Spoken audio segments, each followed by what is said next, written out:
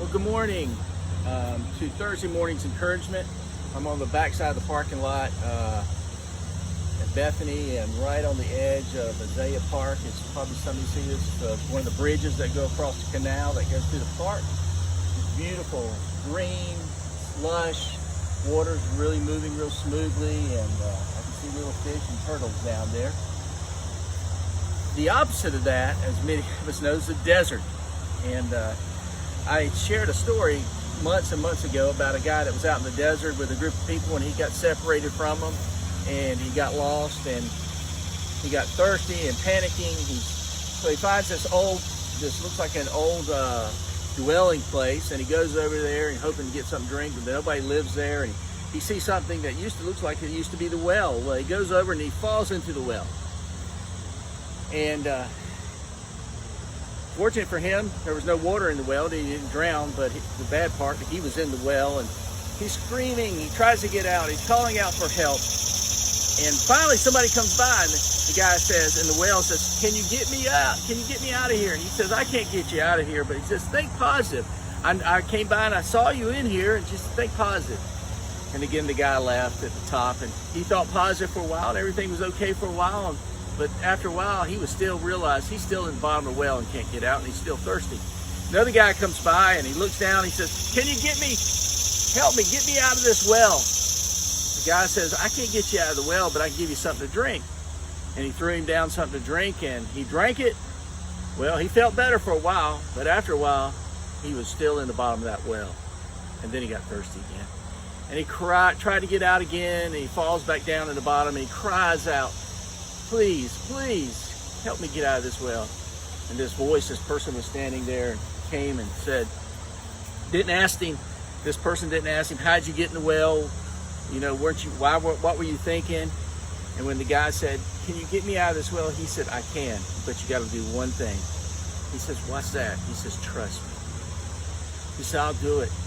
That person went down into the well, bandaged his wounds, gave him something to drink to quench his thirst, and hoisted him out of the well. And he took his place in that well. And that man was Jesus Christ. This morning I'm going to read you a psalm where David's in the desert. And David is he's running from his son Absalom at this point. Some of you know the story there. But as he's out there, he's crying out to God.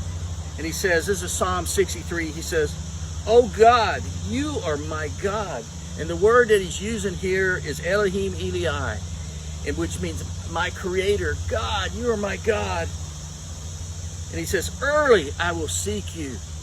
In other words, in the morning. They call this a morning psalm, or sometimes we called it in the early church morning vespers. He says, "My soul thirsts for you.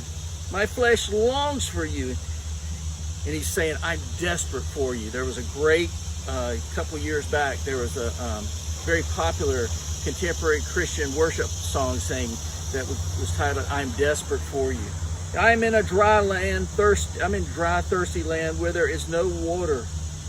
So I have looked for you in the sanctuary to see your power, to see your glory, because your loving kindness is better than life. My lips praise you. Thus I will bless you while I'm alive. I will lift up my hands in your name. My soul will be satisfied as marrow and fatness. My mouth shall praise you with joyful lips. David saying, I am so desperate for you, God. I am so hungry for you, God. I just need you so much. So what's the application for us that we can take from David's prayer?